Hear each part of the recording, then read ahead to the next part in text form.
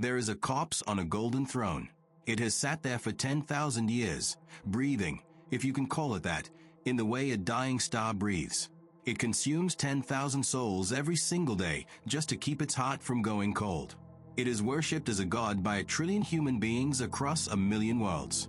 Its name is carved into cathedrals, so vast they blot out the sky. Armies march to their deaths singing hymns to it.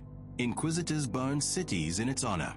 Children are taught, before they learn to walk, that it is the light of humanity, the only thing standing between mankind and the infinite dark.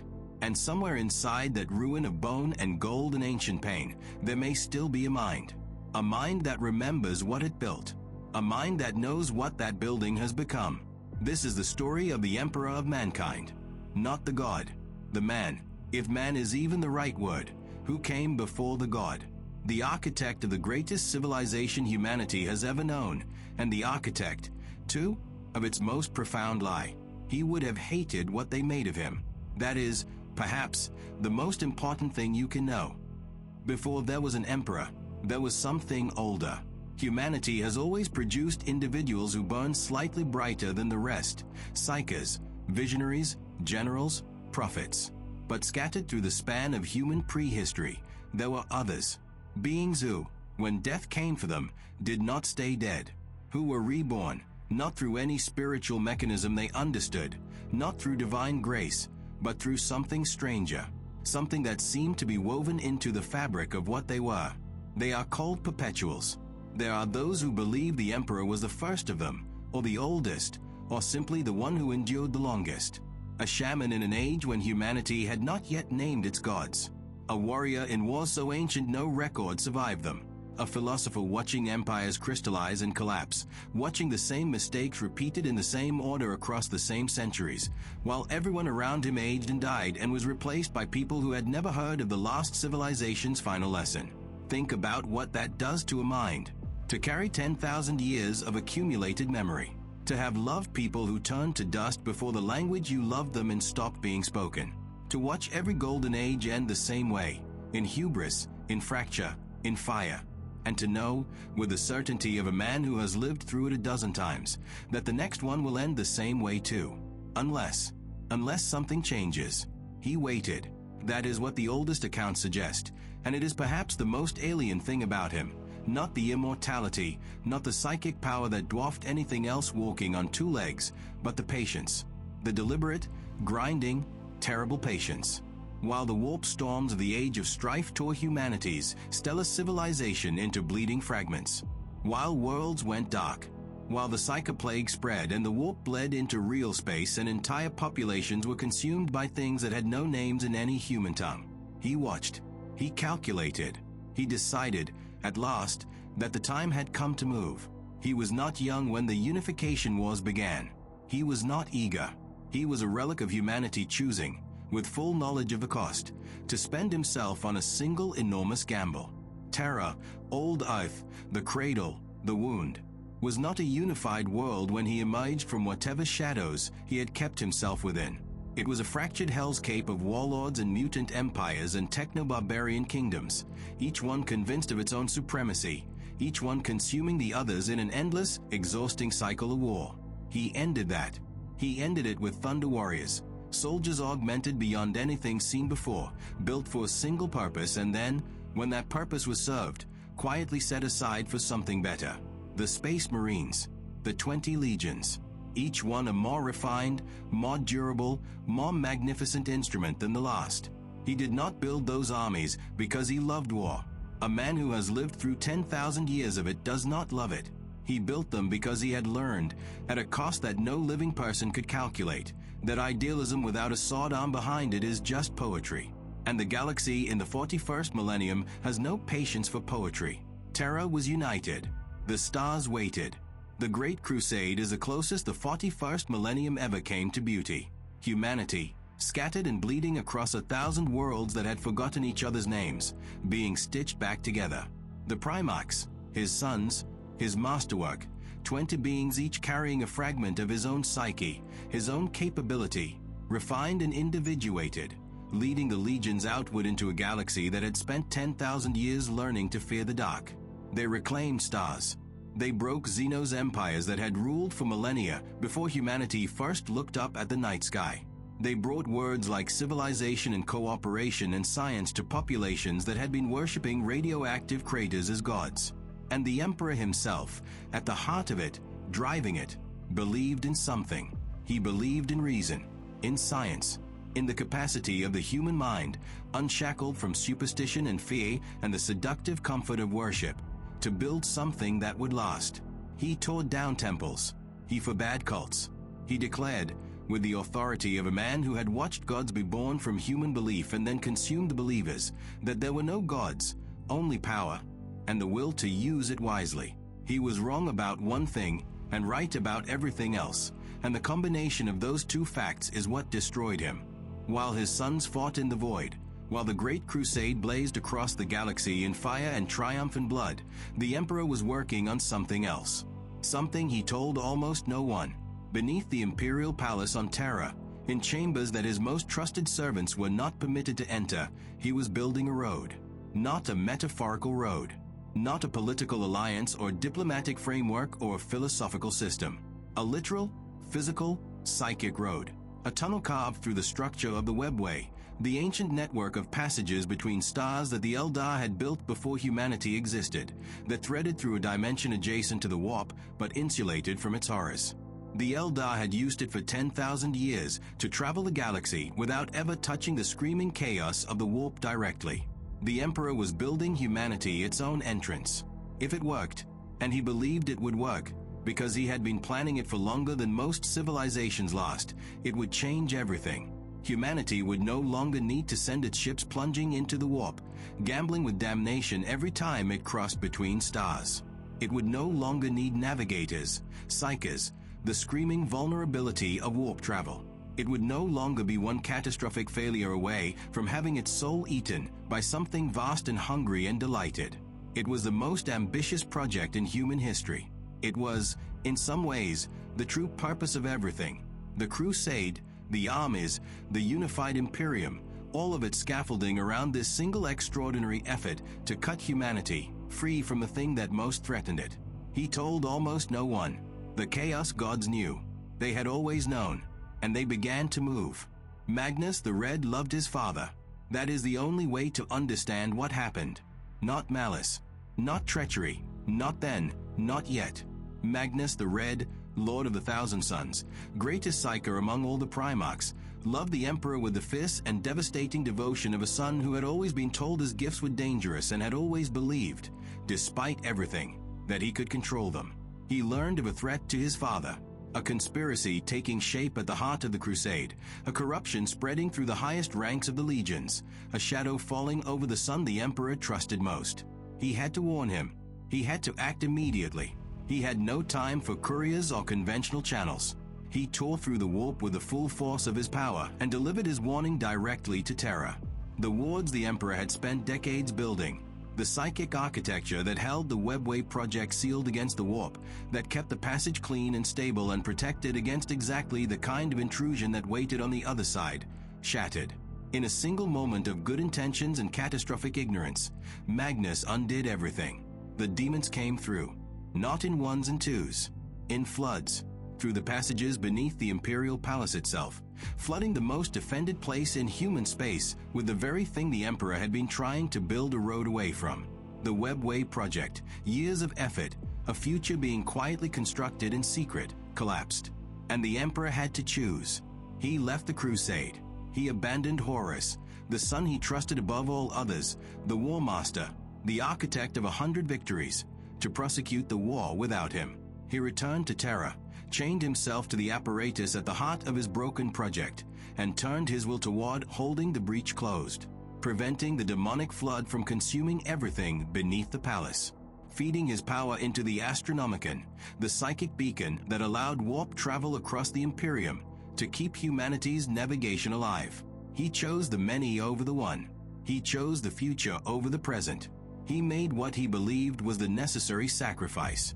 Horus, left without guidance, without explanation, without his father's presence or trust or hand on his shoulder, began, slowly and then all at once, to fall. The Horus Heresy is not a story about chaos winning. It is a story about a wound that was never allowed to close. Horus fell to corruption, to the whispers of gods who understood that the fastest way to break the Emperor's dream was not to attack it head-on, but to turn it against itself. Half the legions turned. Brothers killed brothers across 100 worlds. Civilizations that had taken decades to bring into the Imperium were burned to nothing in days. And at the end, on the bridge of the vengeful spirit, in a confrontation that lasted a handful of seconds and 10,000 years simultaneously, the Emperor faced his son. He held back. Some say he could not bring himself to destroy what he had created. Some say he knew that killing Horus in open battle would make him a martyr, that his death would be used to justify everything that followed, that the heresy would survive the heretic. Some say something else, something quieter and more terrible, that somewhere in the ruin of what Horus had become, he could still see the boy he had built and could not raise his hand against it. Whatever the reason, he hesitated, and Horus, who had no hesitation left, nearly killed him. Rogel Dorn found the Emperor on the deck of that ship, broken, dying, held together by nothing but the absolute refusal to let go before the work was done. He was interred in the Golden Throne as an emergency measure, a temporary solution, it was called. That was 10,000 years ago. The Golden Throne was not built to last forever. The Adeptus Mechanicus, who tend it with the devotion of priests and the anxiety of engineers who know exactly how badly something is failing, have understood this for centuries. The machine is degrading. The repairs required exceed the knowledge available to anyone still living. The Emperor himself, or whatever the Emperor has become, sustains it partly through sheer will, and no one can say how long that will holds. Every day, 1,000 psychers are brought before the throne and consumed. Their life force, their souls, their everything, fed into the machine to keep the Astronomicon burning. 1,000 human beings, every day, without exception, without pause, without the possibility of mercy. Some come willingly, most do not. It does not matter. Without the Astronomicon, warp travel across the Imperium becomes impossible. Supply lines collapse. The legions cannot move. Communication fails. Worlds that depend on off-world food import starve within months. The Imperium, a civilization of 1,000,000 worlds, tears itself apart in weeks. So the psychers are brought, and the throne burns, and the light holds. Is he aware, inside that ruin of gold and pain, does some fragment of the being who walked the Unification Wars, who spoke with Magnus about the future of humanity, who told Lorga that gods are not real, who built a road through the Webway in secret because he wanted to give his species something better, still process, still perceive? The Mechanicus whispers that he does. That in moments of deepest crisis, something responds through the throne, not commands, not intelligible language, but pressure, intention, the faintest suggestion of will directed outward. Others believe that what sits in the throne is no longer a mind at all, only power, sustained beyond the point where the self that generated it still exists. Some believe he is not merely maintaining the Astronomicon. Some believe that in the warp, in that dimension where thought and matter and time run differently, he is fighting, has been fighting, continuously, for 10,000 years. That the barrier between humanity's collective soul and the entities that would consume it is not the physical defenses of the Imperium, but him. That his destruction in the material world was, in the warp, a transformation, and that the entity which emerged is the only reason the Eye of Terra has not simply swallowed everything. We do not know. No one knows. That uncertainty is not a gap in the record that will eventually be filled. That uncertainty is the horror. He despised religion. This is not interpretation, not reading between the lines. This is documented as anything from that age can be. The Emperor of Mankind stood in the last church on Terra and told its priest, with quiet and unequivocal certainty, that there were no gods. That faith was humanity's oldest prison. That worship was the mechanism by which the powerful kept the powerless from understanding their own potential. That every prayer ever sent into the void had accomplished nothing except to demonstrate the desperation of the one praying. He meant it. He had seen the warp. He understood, better than any other living thing, that belief was not merely superstition. It was fuel. That the gods of chaos were not ancient beings who had always existed, but crystallizations of human emotion, made powerful by the weight of devotion directed at them. That to worship was to feed. That faith, however sincere, however beautiful, was a mechanism of corruption. He was building a secular civilization, the most ambitious secular civilization in human history. 1 trillion people, 1 million worlds, stripped of superstition and organized around reason and science and the sheer undecorated potential of what humanity could become. The Imperium that carries his name is the most fanatically religious human civilization in the history of the species.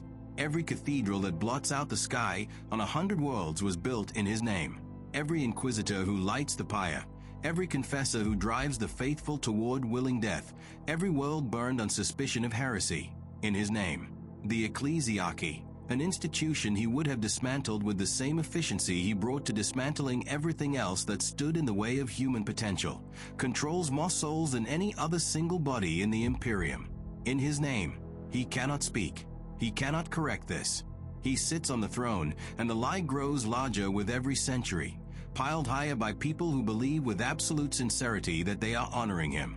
And here is the question that does not have an answer, the question that sits at the center of everything, that turns quietly in the dark. Is the lie what keeps humanity alive? Faith in the warp is fuel for chaos. The Emperor knew this. And yet, the billions who believe in the God Emperor with unshakable devotion, who face demons with nothing but a last gun and the certainty that he watches over them, who die screaming his name, and in dying feed something into the warp, is that belief one of the pillars holding back the tide? Has the lie, the thing he would have hated most, become the mechanism that sustains the Astronomicon, that gives him the power to keep fighting, that makes the entity in the throne something more than just a man? Is the most powerful weapon against chaos, a chaos-adjacent act of collective human belief? He cannot answer. That may be its own answer. He is not a man anymore. Perhaps he never was, entirely. Even in the age of shamans and warlords and forgotten wars, he was something that stood at an angle to humanity rather than within it. Something that loved it from outside, as one loves a thing too fragile to hold directly. He is the light at the center of a dying empire. The Astronomicon that pulses through the warp, the beacon that every navigator orients to, that makes every warp transit possible, that keeps 1 million worlds from drifting into silence, is him. His suffering, sustained. His will, committed beyond all reasonable expectation to a machine he never intended to occupy. He is the wound and the bandage simultaneously, the catastrophe, and the only thing preventing a greater catastrophe. The man who rejected godhood, worshipped as a god. The architect of a secular future, the icon of the most theocratic civilization in human history. The father of 20 sons, most of whom he outlived, if outliving means anything for a being who has not lived in 10,000 years. There is a word for what he has become, in the oldest of the Mechanicus records, used once and then avoided as though the writers who came after were frightened of what it implied. The word is necessary, not good, not righteous, not triumphant, necessary. And somewhere in the machinery of gold and suffering and ancient will, something that may once have been a man, who once stood in the last church and told a priest there are no gods, who once built a road through the Webway because he wanted to give his species a future without darkness, who once believed that humanity could be more than it had ever been, maintains the light. The Imperium calls him the God Emperor of mankind. He would have had a great deal to say about that. He cannot say it. That silence, that vast, grinding, 10,000-year silence, is the loudest thing in the galaxy. His story does not end here.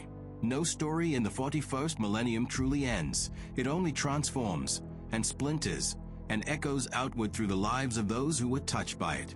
His sons carry their pieces of him forward, the loyal ones, shattered by what they preserved, and the fallen ones, twisted by what they destroyed. The gods who broke his dream have their own histories, their own hungers, their own long designs that predate even him. Magnus the Red, whose love undid everything. Horus, who is both villain and victim, and something the story does not have a clean word for. Lorga, who built the faith the Emperor despised and in doing so may have saved it. These threads do not resolve.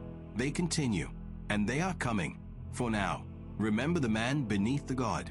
The ancient, patient, terrible architect who looked at a fractured humanity and chose, with full knowledge of the cost, to spend himself entirely on its survival. He is still spending.